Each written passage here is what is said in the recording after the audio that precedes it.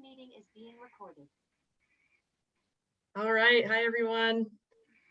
Thanks for coming. We're just going to give folks a minute or two to go ahead and get in the Zoom meeting here. But thanks for joining us.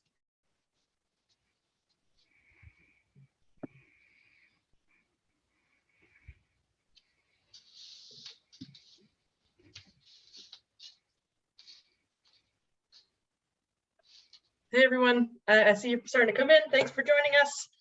We are just going to give folks a second to get logged in here, and we'll get started shortly.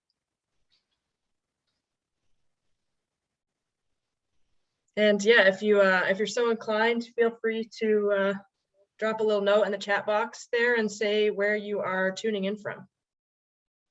Love to see where you guys are all at.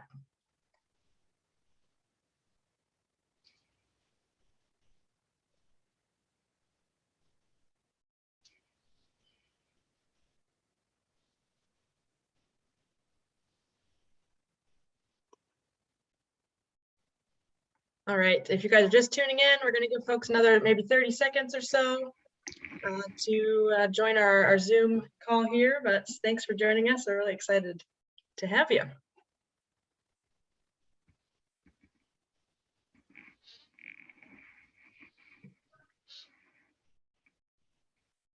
Okay, I'd say it's 6:02.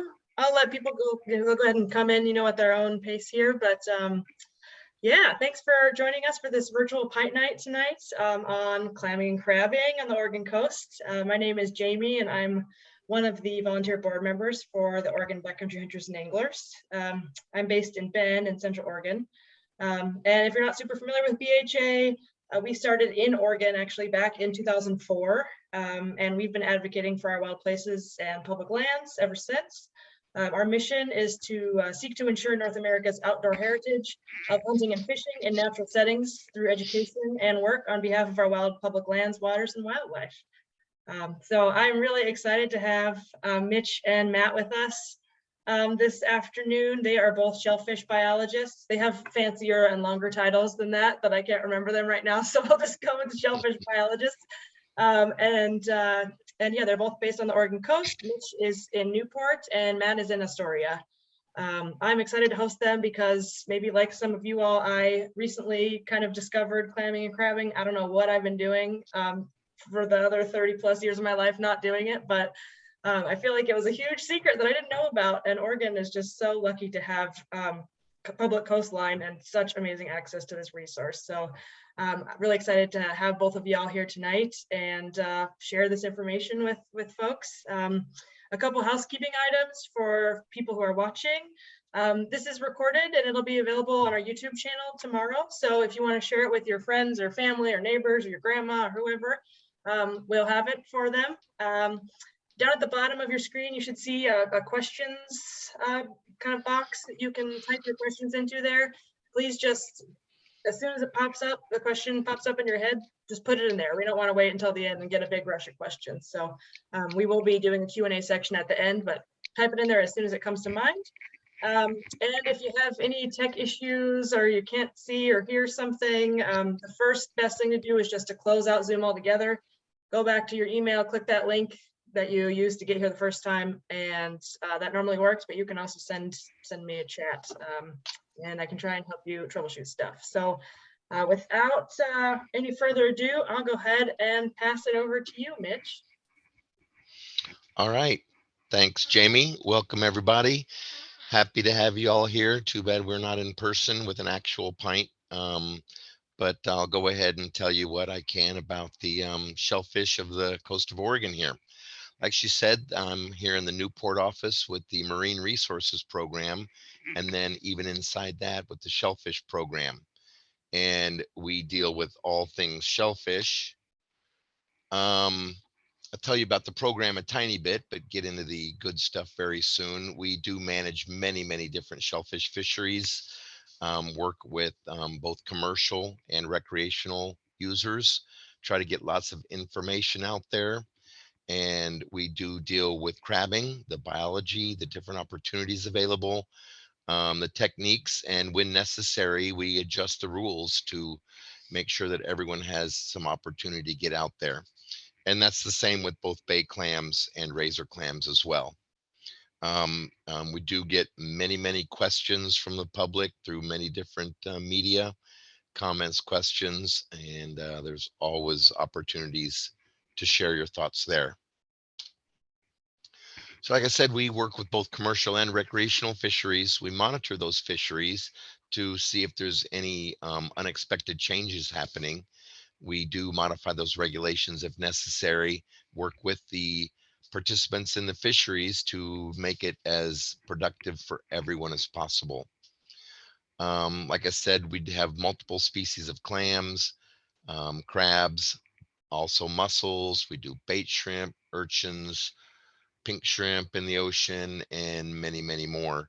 We have a one project that is dedicated to habitat assessment, and all of us work in many different venues to get this information out to people in an outreach way. We also work with many different agencies in collaborative efforts to make sure it's safe for everyone and to make sure that it is a controlled harvest. Those are like Department of Agriculture, Department of Environmental Quality, Department of Health sometimes, Oregon State Police for our enforcement, and others, universities also. So like I said, we like to get lots of information out there to people who are looking for it. Our website is one, I don't know if you can see my mouse, but there's lots of information on myodfw.com. You can get on that website and click and go down many different rabbit holes for as long as you like. We also like to produce up-to-date information. We get the tide tables, which are very important for clamming and crabbing. We've got how-to pamphlets, intermittent informational reports, and of course the annual sport fishing regulations. So there's myodfw.com and also the bigger state Oregon Fish and Wildlife website. Okay, let's dig into the crabbing. Going to go over some of their biology, life history, the regulations of what you need to know before you start, and then where to go, when to go, and how to do it.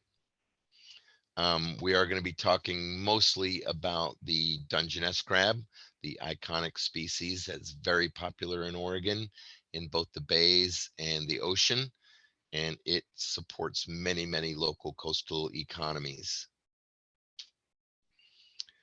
So yeah, before we get to put them on the table, adult male Dungeness crab needs to be at least 3 or 4 years old. And that size limit is such that they've already had at least 1 year to reproduce. And so the life cycle does start with reproduction, with the male embracing the female and fertilizing her eggs.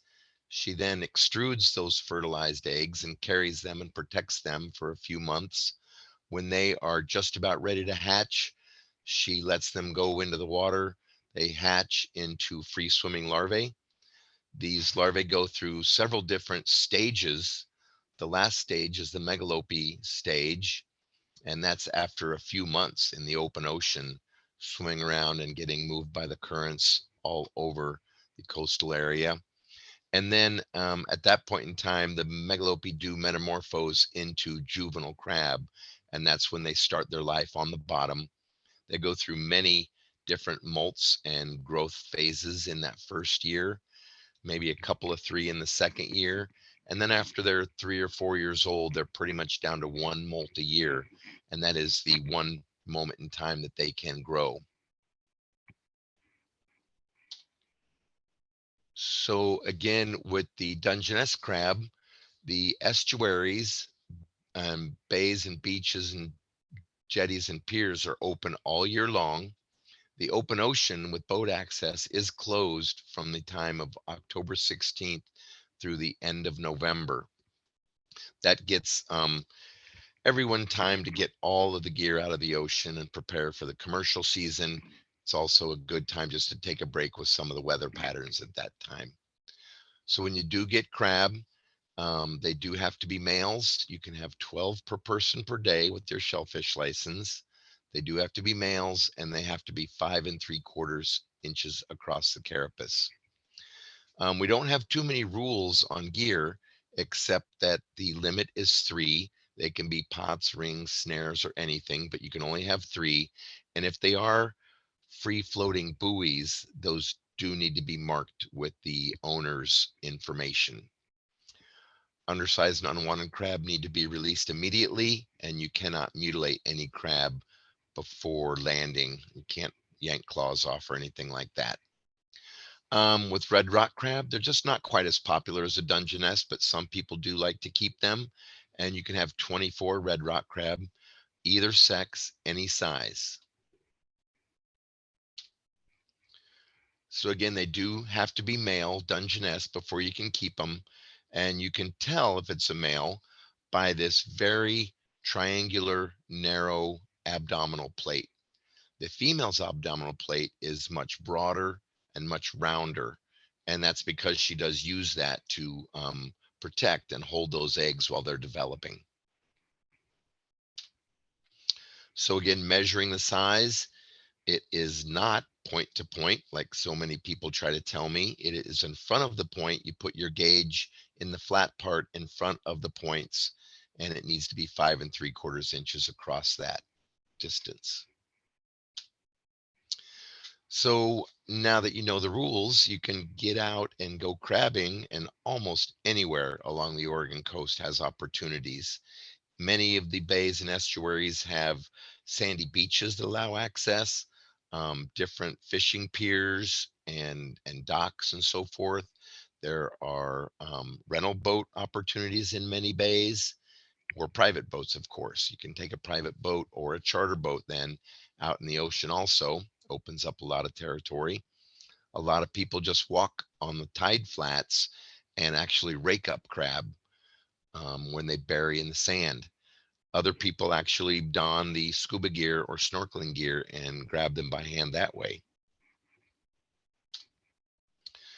So these are just a couple of examples of maps of different estuaries that we have. This is Alsea Bay down in Walport. It's a really good crabbing bay, very natural bay with no dredging and no jetties built. So crab love coming in and out of there. This central area on both sides of the 101 bridge is really good for crabbing. And these red areas are good clamming areas too. Here's another map of Yaquina Bay here in Newport. Again, the crabbing areas are on the edges of the main bay, outside of the navigational channel. It is illegal to put gear right in the nav channel, so you want to avoid that. Plenty of space on the sides. And there's also here clamming areas marked as well. So, like I said, you can use many different types of gear. One of the most common is the open hoop net or ring. It lays flat on the bottom, so the crab can come in and out of there really quickly to get to that bait that's put in there. Then you just pull that up every few minutes and see what you've got. The more heavy duty and closed pots or traps are great too. They're a little bit more heavy duty, but they sit down on the bottom of the bay really well. And once a keeper size crab goes in these pots, they're pretty much in there. So you do not have to check them as often. Another really popular type of gear that's been gaining use is these folding traps. You can throw these with hand lines or with a really heavy duty rod and reel. And you can get these out to lots of areas. Again, I recommend sandy areas for gear that you deploy by hand so that you don't get snagged up in rocks and lose any of that gear. And of course, again, you can deploy any of this gear from the land or from a boat. Excuse me 1 second. The one other species of crab that I did want to talk about a tiny bit, it gains some press recently when we increased the limit is the European green crab. This is a non-native crab that came to Oregon probably over 30 years ago. It set up shop down in San Francisco Bay, and then since the late 80s started reproducing its way, and these free swimming larvae rode those currents and made it to virtually every estuary in Oregon. They were here, but they weren't causing any big problems, and hardly anyone even noticed that they were here because their numbers were so small. They're not able to reproduce when the water gets really cold like it generally does. Since 2015 and 16, when the blob hit, and we've had many warm water years since then, they have had opportunities to reproduce, and that has increased these numbers to very visible amount. That led us to go ahead and adjust that rule and increase that to 35 per person per day. It used to be 10 per person per day. That's because it was in the other marine invertebrates category, that is a catch-all category for everything that doesn't have its own specific limit. But there was a conundrum: if people happen to be in an area with a lot of green crab, the green crab are also on the controlled species list, and that makes them illegal to return to the waters of the state. So if someone got their 11th green crab, they couldn't keep it, but it was also illegal to put it back in the water. So that was an issue. So we increased that to 35 per person per day. That should alleviate that problem. We did not want to go unlimited, because when you take all limits off of something, some people go a little bit crazy and want to save Oregon by getting rid of all them. And there are many, many chances for someone to misidentify another native crab for the green crab. And we did not want people crushing thousands of crab per day. We have been doing some trapping, and you can see in the right over here, this is mostly all green crab. I think I see 2 Dungeness in this pot that we had way up the Yaquina estuary here. Okay, go ahead and moving on to bay clamming. I'll go through sort of the same steps of identification, life history, and how to get them. The 4 most commonly harvested bay clams in Oregon are the cockle clam, the butter, the native little neck, and the gaper clam. These 4 species make up the category that we deem bay clams. There are many other species of clams. 2 other popular ones for harvest are the purple varnish clam, as well as the eastern mud clam or the soft shell clam. This was a placemat that we made for outreach purposes and has many other species of clams on it. Just wanted to show some of the diversity there. So again, here are the 4 species of bay clams up top: butters, little necks, cockles, and gapers. In aggregate of that group, you can have 20 per person per day, but of that 20, only 12 can be gaper clams. So a lot of people do get their 12 gaper clams and then 8 cockles or something else. A lot of people quit after their 12 gapers. A lot of people go for just 20 cockles or 20 butters. It's personal choice. A separate limit category is the soft shell clam.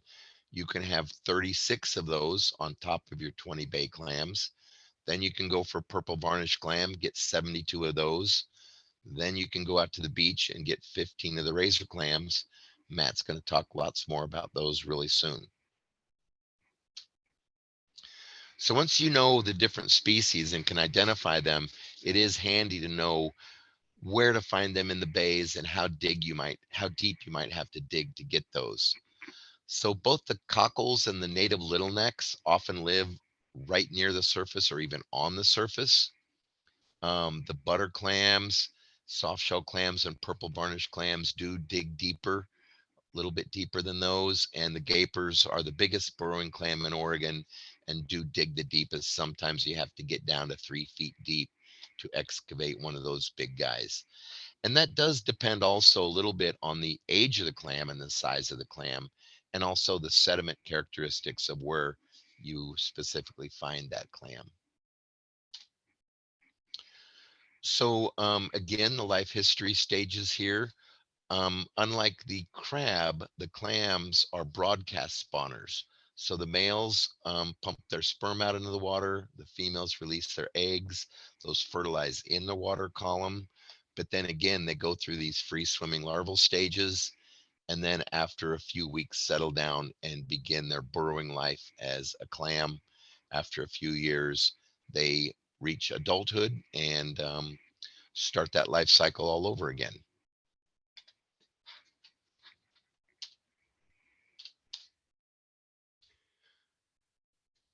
So here's a diagram of some of the internal anatomy of a standard clam.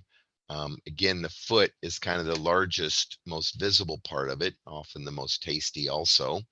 The gills are in there that they pass the water through to get their oxygen and food. Um, there are a couple of muscles, the adductor muscles, that hold that shell closed.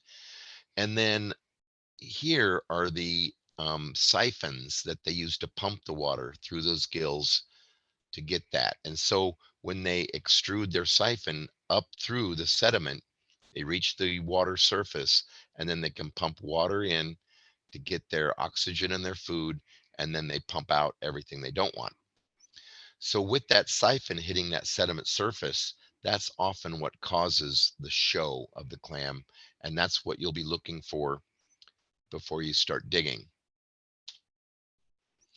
So again, here are some representative shows for the different species. Again, there's the gaper clam. There's the show in the water. One thing about gaper clams, it is the largest show. And then the other thing you can do is if you think it's a gaper clam, you can stick your finger in that hole. If you feel something kind of rubbery retract and pull away from your finger, you're almost dead certain that that's a gaper clam, and then you can commence digging. The purple varnish clams have separate siphons, and so they show two little pairs of very small holes in the sand surface. The cockle has a single siphon, but it does often show two little different incurrent and excurrent holes. The butter clam does the same thing, a single show, though it's very often not really round, a little bit oblong and sometimes kidney shaped. The soft shell, also a very standard show, but also very often not quite as round as this one. I think I see them more oblong than circular. Again, these same maps with the different species where you might find them in the estuary. The eastern softshell clam does like it up bay further, lower salinity, and much more mud sediment rather than just sand. Same with Yaquina Bay and Newport, really large tide flats that you can find many of these species of clams on. We also do in the red here, you can see the shellfish preserve where no harvest is allowed. That was set aside as a research preserve many decades ago, but you can go on the bay side of that breakwater and get plenty of clams there. One other thing to know about when to go clamming is pay very close attention to the tide cycle, both for safety and for opportunity. Um, the lower the tide is on any given day, the more hours you'll have to dig in an area. So if you can get clams at a zero tide, you can see what time that starts happening, get there then or even a little bit before, and you'll have plenty of time to go clamming before that tide starts coming back in. Always safety first. Know how to get out of any area before you go in.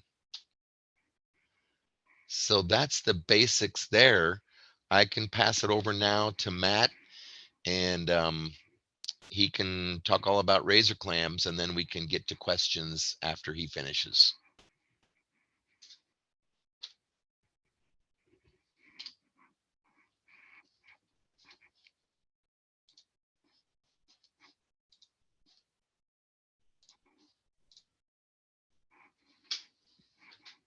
Thanks, Mitch. That was awesome. Matt, you ready?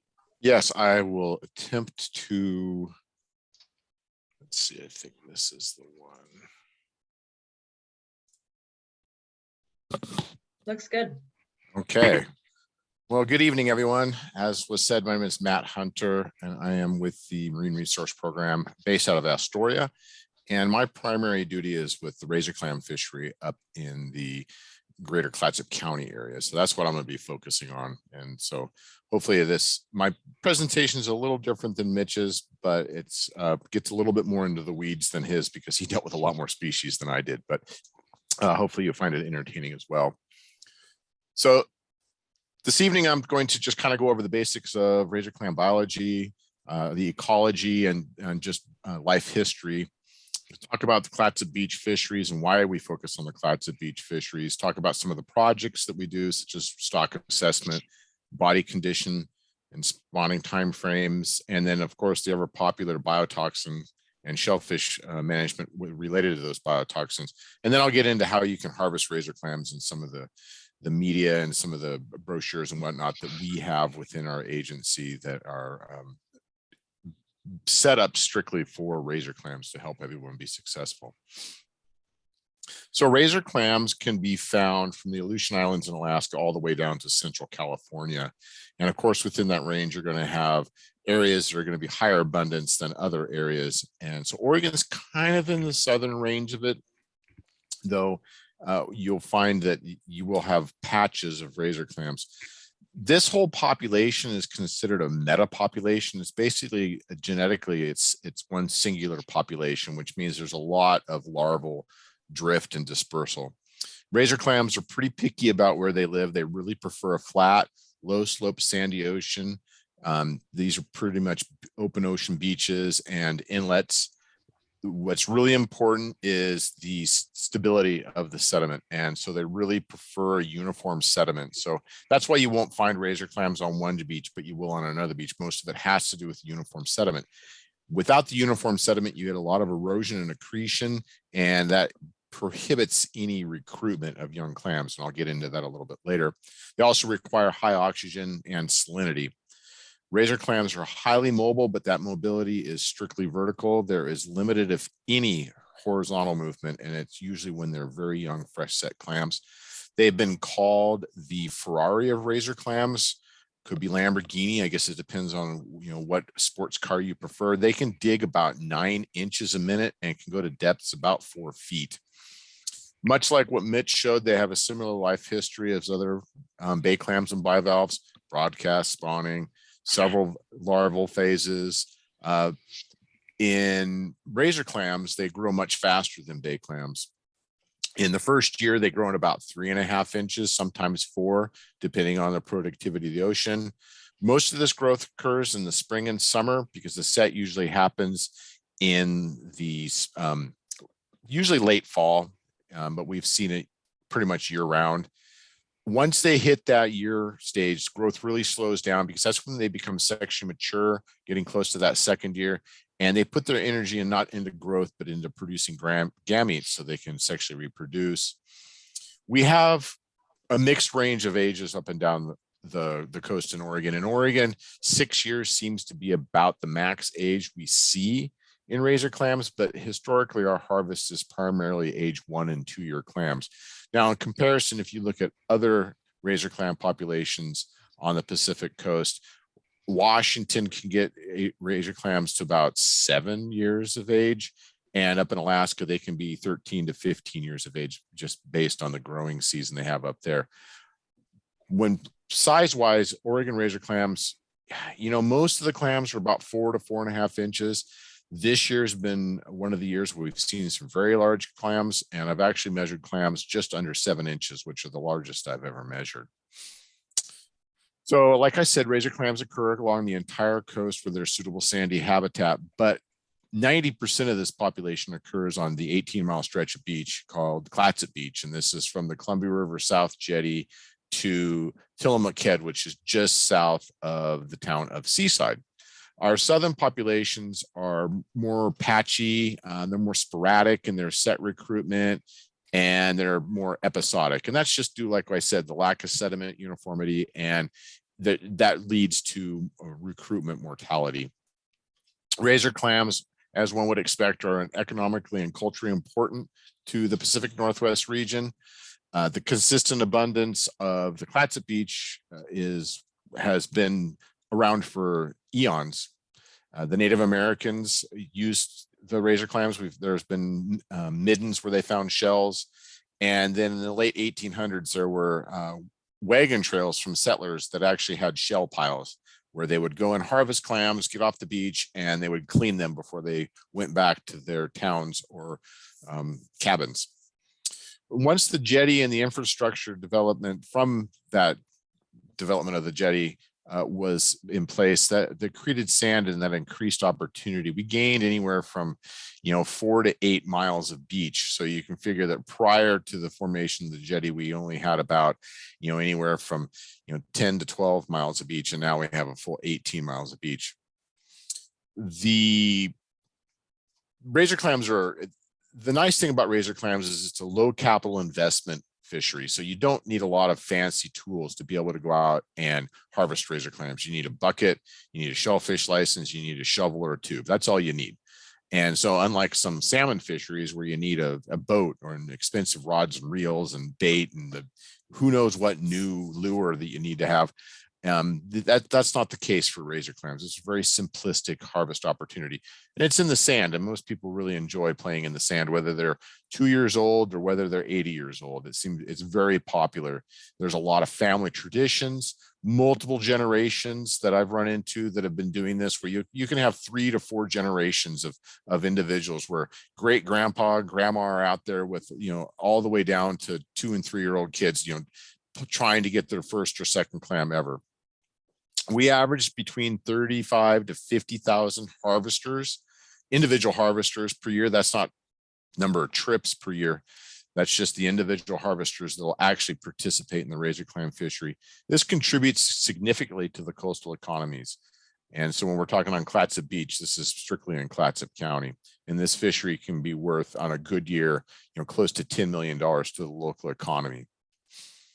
So why is Clatsop Beach so good? Well, if we look back at when Captain George Vancouver first surveyed the mouth of the Columbia River, you can see that it was a flooded river mouth. It had no structure, it had no stability. And if we look down to this area, this is called Young's Bay on the southern portion, and it kind of ended the actual land structure kind of ended at this point right here. And this point is actually right here. So when they made the formation of the jetty, you accreted a lot of sand on this spit. And actually this was developed, not only did we have Fort Stevens, but the entire town of Warrenton and Hammond are on basically accreted sand from the formation of the jetties. This was actually a video, but it didn't work very well when we're doing Zoom talks. So when they created the jetties back in the late 1800s, they mainly did it because they needed to retain sediment and so they could stabilize the shipping channel. Columbia River was called, and still is, the graveyard of the Pacific. There's, I think, over 1,000, maybe even close to 2,000 shipwrecks from the Columbia River. The most famous one, of course, is Peter Iredale, which is actually visible on the Clatsop Beach, but there's numerous others just because the shipping channel changed. This jetty created stable spits, and like I said, they were then developed into cities and parks.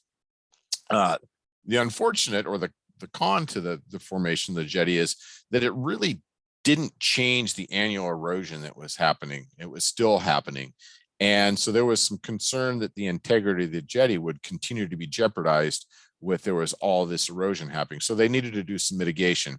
And in came along the Conservation Corps in 1935, and they erected miles of picket fences, as you can see there in the picture.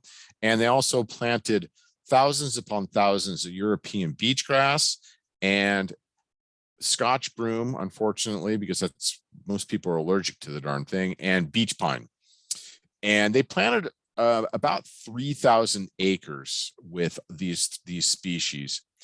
And what that did, and we can kind of look at this sequence of pictures, is this is actually a road that goes through the now Fort Stevens to Peter Iredale.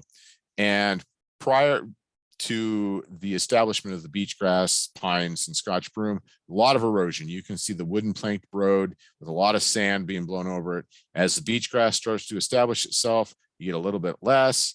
And then as it really establishes itself, you get even less. And then to the point where the trees start getting mature and you actually can pave the road because you have less. And if we look at what it is today, this is what that road is today. It is a actual road that has no sand accretion to speak of compared to what it was 100 years ago. So in Oregon, on the Clatsop beaches, we have both commercial and recreational fisheries. We've been monitoring the commercial fishery since 1941 and the recreational fishery since 1955. So we have some very long database sets on these. The rules are pretty simple commercially. It's year-round except on Clatsop Beach. Clatsop Beach has a summer conservation closure from July 15th through September 30th. Commercially, they can dig by hand or shovel. They have a minimum size. They don't have an annual limit or a daily limit or harvest quota. It's all based on what the market is. Recreationally, you just need a sport license. Same open enclosure. They can harvest with hand shovel, but also with the tube. And there's a minimum diameter for the tube. And there's no minimum size for the recreational harvester. They're just retained or to the first 15 that they can keep. So there's no high grading of clams. And the reason for this is the razor clams, since they live in such a high energy environment, any kind of damage to the shell or siphon basically is a death sentence for the razor clam. If we look at our total harvest in razor clams since 1955, this is when we have both commercial and recreational. You can see it's highly cyclical. Razor clam harvest is driven by the abundance, of course, as you would expect. And that's all based on the strength of our settlement events. So when you have a good recruitment event, when you have good set and those sets survive, then the following year, you're probably going to have really good harvest. We do see a relationship between El Nino and we see an increased harvest after that. Usually it's a couple year lag because you're looking at the set, and then usually 1 and 2 years is where you're getting your clams. But when we see a decrease in harvest and a decrease in abundance, that's more rapid. That's much shorter leg. So you can have a really good season, and then if you don't get a recruitment event within a year, you don't have the harvest you had before. And then of course our marine biotoxin closures have become more frequently recently, and this is unfortunately been it's been concurrent with high abundance of razor clams. So that's been a little bit of a public relations difficulty on our end. So if we look at our razor clam harvest, if you look at what the commercial versus the recreational is, you can see that prior to the 1950s, the commercial was the majority of the harvest. And in the mid to late 1950s, there was a switch, and this is what we call the change of the tourism. And so all of a sudden, people had they had leisure time, is what it came down to. And so Oregon got more visitors. Other thing that happened is infrastructure improved. We had highways. We had access to the beach through not just wagon trails. We actually had paved roads. And so with people having more time on their hands, leisure time, tourism became a thing. And what are you going to do? You're going to go to the beach. What are you going to do at the beach? You're going to harvest razor clams. It became a tourist destination, and it became economically valuable to the region. And the region responded by, building more motels, having seafood restaurants so people could, eat the razor clams if they hadn't ever eaten razor clams. Just those kind of things that happen in sporting goods stores. Since the 1950s, we've seen a real consistent percentage of commercial to recreational. The recreational takes about 85% of the total harvest, and the commercial is about 15%. That's very consistent. When we see a change is when we have really high abundance. When we have really high abundance, it seems like the recreational harvesters kind of hit a plateau where they're like, yeah, we don't need any more razor clams, but the commercial markets are still open. About 75% of the commercial catch goes to human consumption, and the rest of it goes to commercial crab bait, which is an important component of the commercial crab bait market. So that's an important thing to know, is that most of Oregon's clams do go to human consumption on the commercial end. One of the issues that we face on the recreational end is what we call wastage of razor clams. Now, since you're by permanent regulation, you must retain the first 15 clams you dig, regardless of size or condition, because if you put back a damaged clam, it's going to die more likely than not. It's important that individuals can, they follow the rules basically. And so one of the things that we do is during the low tides, in the spring and summer, we'll go out and do wastage surveys. And wastage surveys are not very glamorous. It's redigging a harvester hole and seeing if there's a clam that was put back. Most clams are put back intentionally. They're either upside down, sideways, or very broken. It's very apparent. Sometimes they're not even in the hole. Sometimes they're next to the hole. Sometimes they're buried. But it's something that is a problem, and it's an enforcement issue. It's a social issue. It's not necessarily a biological issue, but we certainly get a lot of complaints year after year from people regarding wastage of clams. So we have to do the work to show if it is or if it isn't a problem. So this is kind of step by step how we do it. As you can see, this is what we would call a battlefield. The razor clams probably did not win this battle. And so there's a lot of harvester holes, and most of the harvest is done by the tube. About 80 to 90% of the harvest is by the recreational harvesters, is done by the tube. So in number 2, you can see we look for the tube. We actually go through this tube because sometimes the clam will be in there. And then we dig down to, well, for me, I don't have to go much farther than about my bicep. And then I've hit the bottom of the dug hole. And sometimes you find clams like this, and sometimes you don't. Sometimes you find a whole bunch when we do it. And we note the size of the clam and the condition, and then we determine a wastage rate for that site, and then we will actually apply that to our overall harvest. And you can see, I'm just kind of glaze through this, that our months that get later into the season on Clatsop Beach, you see that the wastage rates get much worse.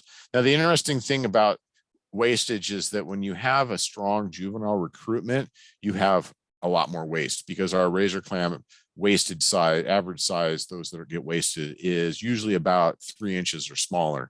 So if you don't have any recruitment, you don't have any juvenile razor clams, you don't see very high wastage. The only ones you'll see is if someone broke a bigger clam and they were just like, I don't want to clean this, and so they leave it in the harvester hole. The other thing that happens is if you have a fairly uniform population where you have cohorts of both young and old clam, is razor clams, they spawn in the spring and early summer. And so when they spawn, they go into what I call a post hibernation kind of after the spawning, and it's a post spawning hibernation, sorry. And so they don't feed, they don't show. And the only reason a razor clam comes to the surface is one of 2 reasons. It's either to feed or to spawn. The rest of the time, they're not going to be at the surface because it's too dangerous for them. They become food too easily, or they get washed out by an erosion event from a storm, or even just normal wind and currents. So when the razor clams have spawned, they don't show anymore. But the other problem is that the small clams are in the hyper growth mode, because like I said, they're growing 3.5 inches that first year. So that's all that's showing. And the harvesters are out there and they might get one big clam, but then all they're getting is little clams. So when we have that, that's when we see really high incidence of wastage. And you can see we've seen this in certain years when we've had very high juvenile recruitment. So one of the other projects that we do is razor clam stock assessment. And this is how we kind of determine the total abundance of razor clams that are on Clatsop Beach.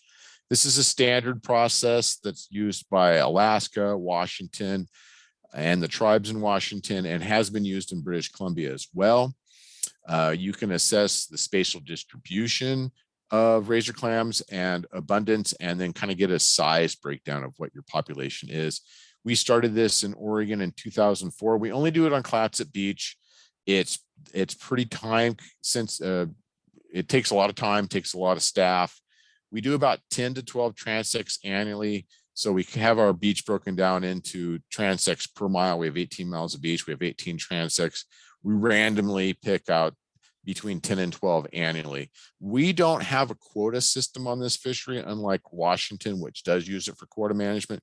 We use it just purely for information. We use it to look at recruitment events to see how strong the recruitment is, size frequency, and then also cohort survival, how well the juvenile set from the previous year survived.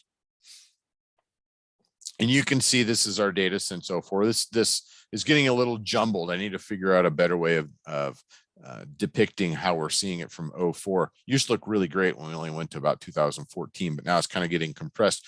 You can see we've had some very high years of abundance, specifically 2014, 15, and then in 2021 was kind of off the charts. But interestingly enough, our record effort and harvest occurred in 2016, which was after this 2015 abundance. So for whatever reason this year, we didn't even come close to what we harvested in 2016. So 2022 is going to be somewhere in the neighborhood of what we harvested in probably, maybe 2006 to 2008, somewhere in that neighborhood.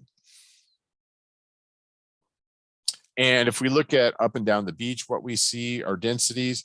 They're not uniform. Our north and south ends usually have much higher abundance than the rest of our beaches. And, the middle section of the beaches are pretty moderate in their overall density, which is kind of interesting because this is where most of the harvest occurs. And so you would think that people would go where the dense clam populations are, but they don't. They go to the easily accessible portions of the beach, where the center portions of the beach. Granted, the southern portion, these are walk-on areas. You can't drive down to the clam bed. And the northern section it's a long haul. And some people don't like to drive that far. And they're like, well, I'm willing to just, drive right on the beach from Sunset Access and drive, 400 yards. And there I am on a razor clam bed. And then our average size that we sample is actually, it's pretty uniform. It doesn't look like it, but we're talking just a number of millimeters from one end to the next. So when we get a set, it's pretty uniform up and down the beach. And the growth is pretty uniform up and down the beach through the year. The other project that we do is spawning timeframes and what we call body condition. We look at the condition of the razor clam through the season, so we know when they're starting to bulk up for spawning. And then we can also look at, if they're sexually mature, and then if they've been matured or if they've even spawned. We've been doing this since 09, collect 15 samples of clams that are over 3 3/4 inches, because that's when they're getting into that second year, and then we can actually tell if they're male or female. And you can do that through standard light microscopy. It's very difficult to do it on the naked eye. It's almost impossible, except for certain times of the year. And if you look at it, you can see that we typically have what we call a bimodal spawning event, which it happens twice a year. We have a big one that happens in the spring and summer, like you'd expect. But we also get this second one that happens in the early and late fall. And sometimes this event that happens in the late fall is what gives us a recruitment event the following year, which is it's kind of unique when that happens. But by and large, this is our driver of our razor clam season. So if we look at the history of biotoxins and our phytoplankton monitoring that we have, domoic acid, which some of you may or may not have heard, this is a shellfish biotoxin. This is a toxin that the razor clams and other bivalves will accumulate into their system. This is a neurotoxin. It was discovered in Oregon razor clams in 1991. It was discovered in other shellfish in the 80s, but the actual phytoplankton that produces it has been known for almost a century, if not more. And knowing that it produced domoic acid, they've known it for several decades. And that's been the one that's been causing most of our closures in the past 20 years. Prior to that, we were having issues with paralytic shellfish toxin, which is also another neurotoxin. As it states, it basically creates a paralyzing event where you stop breathing unless you get put on Ireland. Domoic acid is more of a neurotoxin that affects short-term memory, but it can get to the point where if it's a high enough dose, you forget to breathe and you die. A lot of times low doses, you have a tingling of lips and tongue and probably diarrhea. We don't deal with Vibrio. That is something that happens with oysters, and the Department of Agriculture deals with that. Our phytoplankton project is a federal grant, and we have multiple partners with that, with NOAA Fisheries, with Oregon State University. We've worked with University of Oregon, University of Washington, and the tribes of Washington and Washington Department of Fish and Wildlife. And we currently have this funded through 2022, and it looks like I have secured funding to get it through 2023. So we'll have that. And this phytoplankton is an early warning. So this is where we know there's phytoplankton that are going to cause a domoic acid bloom. And then we can then filter the water to see if they're producing domoic acid. And then we can, start sampling shellfish at a more rapid pace. And so it's another tool in our toolbox to help us maybe mitigate a potential closure. And so, of course, these are naturally occurring toxins. And I mentioned, paralytic shellfish toxins is from a diaflagellate. It's a suite of saxitoxins. Domoic acid is from the diatom pseudonychia. These blooms have become more frequent, and we've seen unprecedented levels in 2015 to 2017, which ironically, they kind of coincide with the blob that Mitch mentioned earlier, the warm water event, that all of a sudden we got all these green crab and we ended up with a lot of domoic acid. So Clatsop Beach in this time period was closed 21 of the 36 months. So a lot of closure. The Oregon South Coast, kind of the Brookings and Gold Beach area, was closed from August 2014 through or into September 2020. So a very long closure there. And you can kind of see from this graph that if you look at the climate index and temperature, you can kind of look at and see that there's definitely a correlation between those and our shellfish closures. And biotoxin accumulates not only in razor clams, but it can go up the biotrophic scale into Dungeness crab. We've seen whales and sea lion, marine mammals basically get impacted by this domoic acid as well. So it doesn't just impact razor clams. Since Dungeness crab feed on razor clams and other bivalves that can accumulate this, we've seen closures within our Dungeness crab fishery as well. So with a project I'm working on now with our phytoplankton is looking at forecasting for harmful algal blooms. And so this is a region-wide project that goes from basically into Northern California all the way up into the Strait of Juan de Fuca. So we're working with University of Washington and the NOAA Fisheries and the tribes, and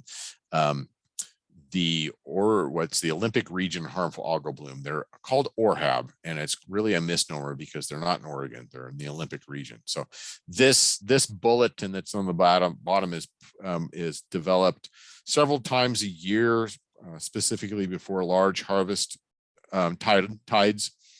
And it's available on the NANUS website, which is the National Association of Northwest Ocean Observing. And a lot of people use the NANUS site because it has a lot of different what they call apps that have where they kind of compile all the different data that's out there as far as sea surface temperature, winds, and thermoclines and pycnoclines. And it's used by not only research scientists, but also it's used by fishermen as well. So now that you've got all the information on razor clams, now let's go collect them. And so there's some pretty important things to do before you plan, some steps. The first and foremost is to make sure the season's open. This is one that it's very common that the season's closed and we'll go down on the beach to collect samples for our projects, and there's people out there digging. ODFW regulations that Mitch mentioned, great place to look. Clatsop has a permanent closure from middle of July through September. Rest of Oregon is open year round. The only time it'd be closed if there was a shellfish biotoxin, and you can call the Oregon Department of Agricultural hotline. This hotline's updated anytime there's a change. So sometimes if you call and then you call several months later, there might not be a change. You might be hearing the exact same recording. That's because there's been no change to the open or the closure of the area that you're looking at. Our ODFW websites, I can't stress enough how there's a ton of information in here, to the point where it's almost difficult to tell you how much there is without you actually going there. There are YouTube videos on how to dig razor clams, what to do once you've dug them, how to clean them.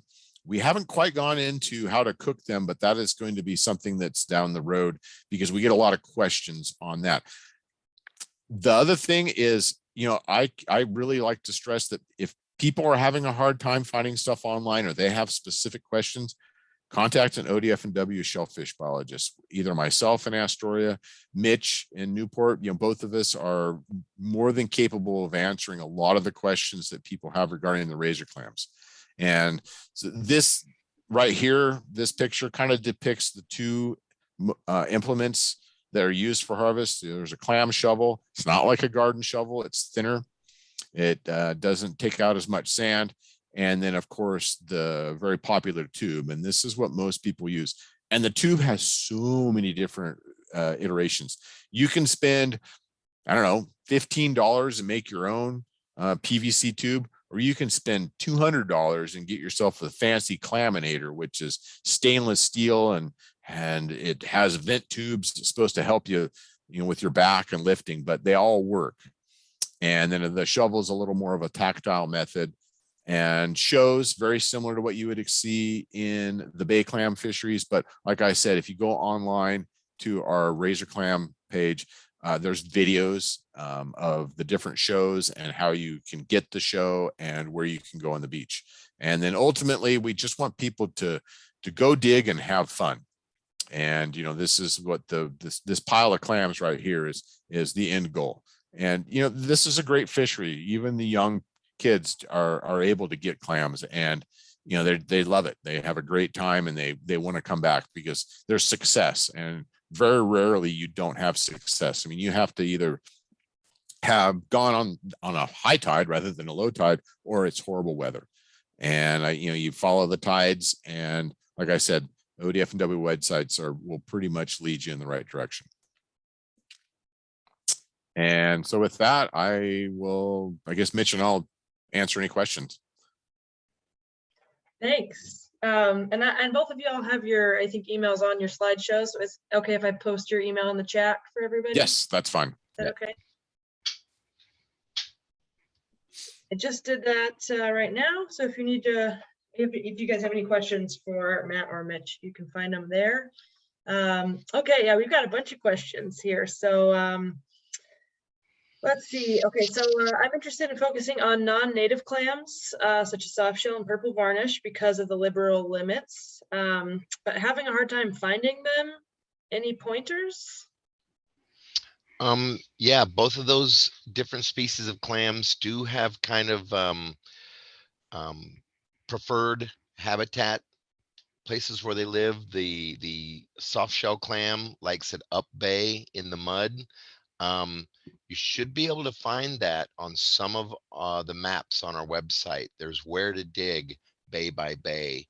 And again, the soft shells, I go like 8 miles up Yaquina Bay to get my soft shell clams. The purple varnish clams live right alongside the ghost shrimp, the burrowing shrimp that a lot of people pump for fish bait. Those are really thick in Siletz Bay. There's a few spots here in Yaquina. I think there's some in every bay, but it just depends. And if you've got a specific bay that you'd like to learn more about, go ahead and give me a call or send me an email, and I'll point you to the right spot. And yeah, can't stress enough how amazing ODFW's website is. I learned, I mean, you can literally look up maps from the agency by the beach that you're at, which is pretty amazing. So that's, yeah, a really, really great resource. Someone asked, how do you recognize red rock crab versus Dungeness? Yeah, a couple of differences there. Back to show pictures on our website. There are ID pages. I'm going to grab this really quick. Here's the Dungeness and here's the red rock. There's white tips on the Dungeness claws, and I believe black tips on the Red Rock claws. The shell shape is different. The size is generally different. The Red Rock crab never get as big. So yeah, a couple of Google searches or the website should get you there pretty easily. And for crabbing, are there any restrictions on what kind of bait you can use? Not really, as long as it's a natural product without chemicals in it, it can be used for crab bait. Nice, okay. Someone asked, what are the dates for commercial crabbing? I was just told the season had ended for this year, but one slide said the season doesn't end until October. Let's see, there's a commercial ocean crab fishery, and that we slate to begin on December 1st, and that goes through August 15th. Trying to remember what was October 15th. The commercial bay Dungeness crab fishery opens the Tuesday after Labor Day, which is next week, and goes basically through the end of November. There can be some December crabbing in the bays too, but that's pretty rare. All those rules are in the regulations, either sport or online. I guess, yeah, the ocean recreational crab closes after October 15th in Great. the ocean, but the bays are still open, and Okay. that's for sport.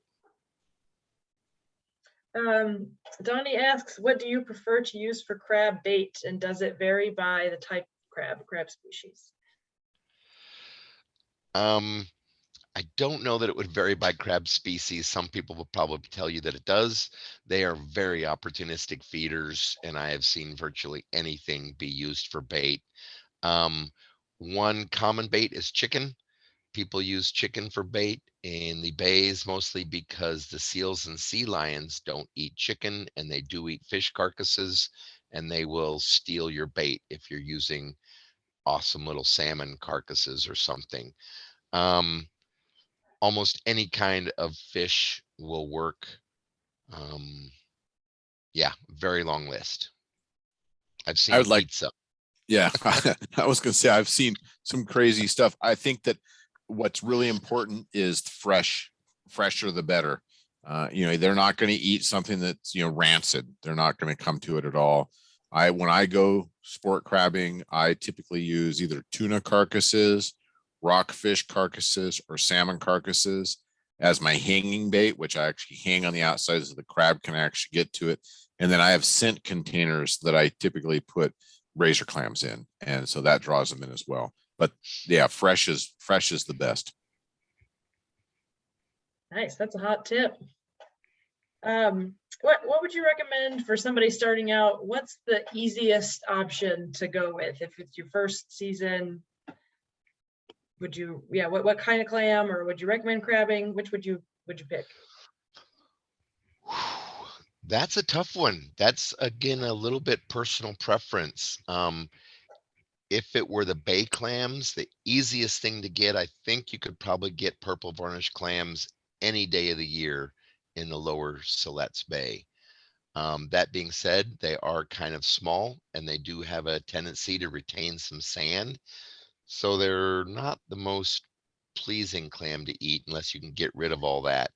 The razor clams are by far many people's first choice for texture and flavor of clams. The crabbing does take a little bit of gear, unless you want to, yeah, walk out on the tide flat and try to rake one up. Again, it might depend on where you can go and what you might prefer ending up with. Matt? Yeah, I kind of look at it similarly. I think that what I look at as opportunity is and weather plays a huge role. And so, your bays and your estuaries are more protected than your open ocean. So, razor clams are going to have less opportunistic days than, say, bay clamming. So even on low tide, you can end up with 20-foot seas. You're not going to want to be out there razor clamming, but you can tuck into Tillamook Bay and you're going to get a little bit of influence from the waves, but you're not going to have the 20-foot seas out on the open ocean. So I think there's more opportunity within the bay clams. That being said, there is a little bit of skill involved in all of it. Certainly not like some of the fishing or the hunting. I think that like some of the bay crabbing is pretty low effort. I mean, you just throw stuff off a dock. You might not be the most productive, but there are certain times when it is very productive. So I think it just really kind of, like Mitch said, it really depends what an individual wants to do. What they're, if they're like, oh, I'm hankering for crab. Well, there's certain times of the year it's going to be a lot better than others in the estuary, and certain times it's going to be better out in the ocean.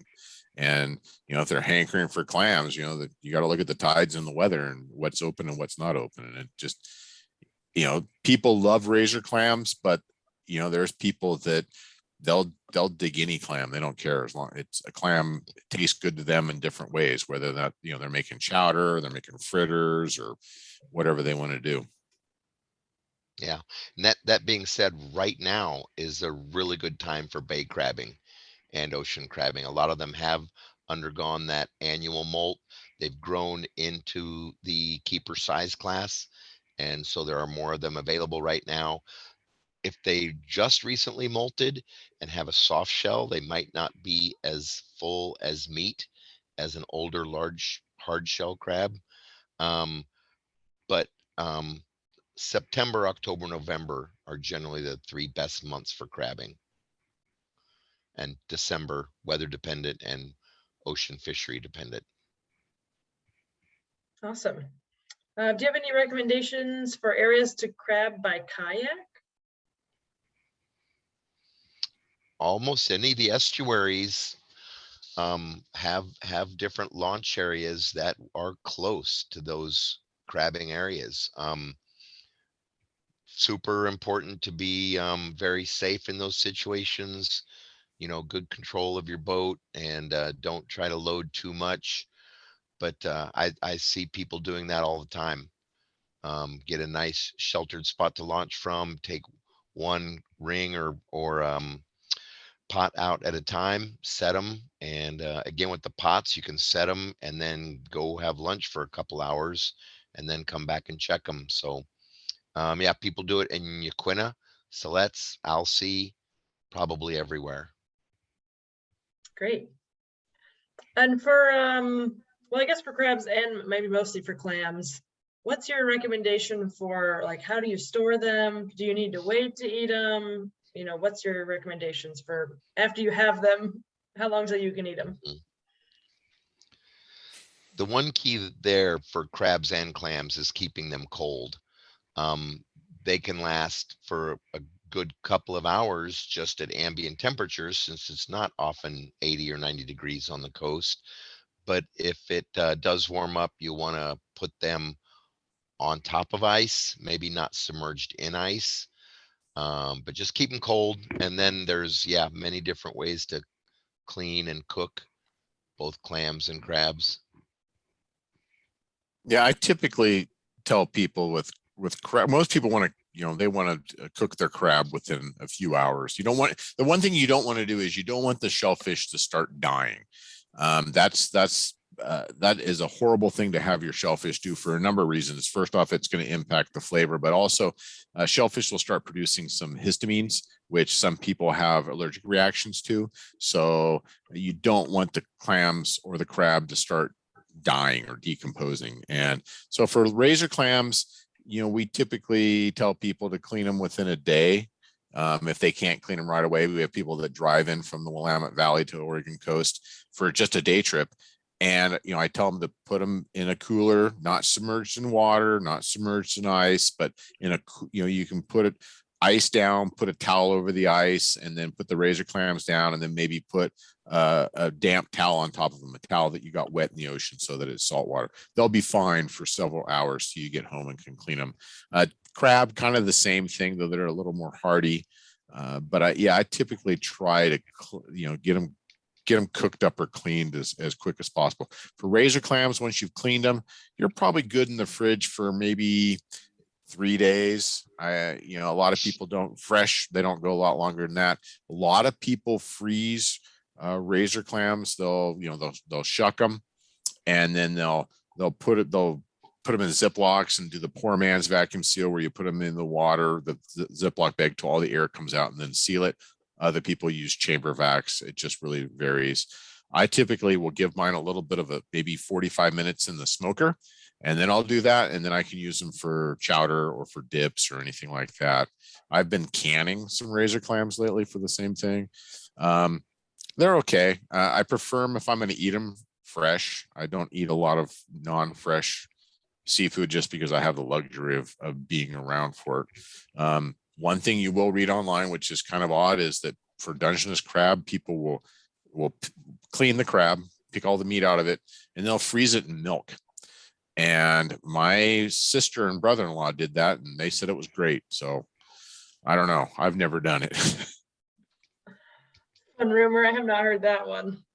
For clams, do you need, I feel like I've read, maybe falsely, that you need to put them in fresh water so that they spit out all the sand. Is that anything, or is that made up? Yeah, different species of clam will kind of retain some sand and or just gut material. Sometimes people like them to purge that gut material. It can work if you can find some clean, cold seawater and keep them in that for even a few hours, as long as it stays cold and they don't deplete all the oxygen out of there. That will help them purge any of that and just keep them alive for a little bit longer. The problem there is if they suck all the oxygen out, they'll die. Or if they get too warm, the oxygen will disappear and they'll die. So it can work, but you have to be careful about that. I have heard of people putting cornmeal or cornstarch in the water to help that purge. I don't know. It's gut material. It's if the clam gets too large for me to eat the whole animal, then I'll cut that gut out anyway. So I've not put a lot of time into trying to purge that out. Yeah, and razor clams you don't need to purge. Razor clams don't retain sediment like the bay clams because they're mobile. And any sediment that gets inside the razor clam's mantle is really going to impede their ability to move. And if they can't move, they're food for something else. So razor clams, unless you've crunched it, is not going to have sand in it. And if it does, it's something that can be easily rinsed out when you're cleaning it. And most people cut the gut sac out of the razor clam anyway. You probably should. They're a larger clam. They have a larger gut sac. I do know people who don't. And everybody has a different taste than anyone else. But the commercial end of things, they clean all that out, and I do as well. It's also, the tip of the siphon, the gills, and the guts. That's where, if you're looking at toxins, that's where the highest concentration is. And so when they test razor clams, they're only testing the actual flesh. They're not testing, the gut sac or the tip of the siphon or the gills. And that's the main reason why those aren't included in a commercial product, is because those can have higher levels of toxins than the actual meat itself. So I just tell people to cut that stuff out. It doesn't take much time to do it, and you actually end up with a better product. Great. Well, barring any other questions from the audience, I'm going to give folks another 5 seconds here to type something in. The last question that I want to pitch to both of you is, what's your of all the things that you've talked about tonight, what's your favorite thing to harvest and your favorite way to eat it?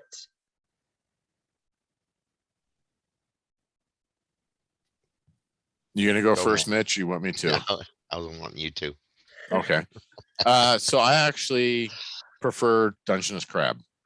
Even though I don't work with Dungeness crab very much, I prefer Dungeness crab. I don't necessarily like picking Dungeness crab, but I actually prefer Dungeness crab more. I feel that they're I kind of dabble in cooking, and I feel like that I can use them in more recipes than I can with razor clams. I've actually, to be quite honest with you, I'm kind of razor clammed out. I used to eat a lot of razor clams, but I think we've only had maybe 6 meals of razor clams, and this was a stellar year. And I gave away more razor clams by far, by tens of limits than I love digging them. I'm not going to lie. I absolutely I can't get enough of digging them. I have a perfect job for that. I mean, I've developed projects where I get to dig razor clams, but yeah, Dungeness crab is by far my favorite, just because I feel I could use it in so many different recipes, whether I'm making, crab melts to crab patties to, I've made linguine with it. I've used it with fresh chanterelles. I mean, the whole matter. Razor clams, it's like, you can only eat so many fried razor clams. They're not the best chowder clam because they don't really have that clammy taste to them that you like in a chowder. We started making razor clam pho, and that was actually something that I enjoyed. But other than that, yeah, it's definitely Dungeness crab. Yeah, I like the crab too. The cleaning is a little bit not easier, the cleaning, but then the picking takes a while, but you can just pick and eat as you go. And so that's really nice. Or if you're disciplined, you can make a big pile and then have a crab salad, but that often doesn't happen.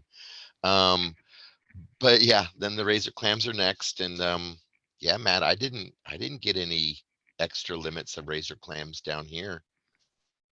Yikes. They didn't make it that far south. I'm sorry. Tough problems. Sorry to hear about your problems. I know. Okay, we got one last audience question, then we can wrap up for the evening. Sean asks, kill your crab prior to boiling or put it straight in the pot? Well, that's a tough one. So I kill my crab first. I remove the carapace and I get all the guts out of it, and then I cook them as sections. I can fit more in my pot and it doesn't take as long to cook. The other reason I do that is this whole knowledge is power, as I was talking about earlier, is I've learned so much that I just can't eat anymore because of what I found out. The biotoxins in Dungeness crab actually accumulate in a hepatopancreas, which is part of the crab butter. So when you're cooking your crab and you pull off, if you put it in live with its carapace on and you pull off the back of the crab, all of that slurry that's in there that some people actually eat, that's the crab butter. That's where the toxins are. So, but even prior to knowing where the toxins accumulated in Dungeness crab, I was backing them just because it was easier. And I think I started doing it. My kids just thought it was the greatest thing ever. So, that was 20 some odd years ago. Yep. And I'll do both methods. You can get a lot more sections of crab in a single pot. I've gone to steaming rather than boiling. But sometimes I will do them whole. If I only got 4 or 5 that day, I'll throw them all in a pot, steam them up, pull off that carapace, and indeed spoon off that fat from the top of the carapace, because that's good stuff. And they've all been tested, and so they're not toxic, right? It's a short life to live, You Right. die from the biotoxins of the crab, or too bad of a sunburn or something else. Anyway, with that, thank you both so much for sharing your expertise and your stories. We got at least one request for the crab pho recipe, or the razor clam pho recipe. I totally maybe also sharing some recipes, but yeah, thank you so much for being here. I learned a lot, and I'm sure that the folks who joined us tonight learned a lot too. So really appreciate your time. Yeah, just email me and I'll share the recipe. It's not a big deal. It's pretty simple. Awesome. Yep, you bet. Happy to share. Right on. Well, have a wonderful rest of your evening. Thank you so much. And thanks everyone for joining us tonight. We really appreciate it. You all too. Bye for All now. right. Yeah.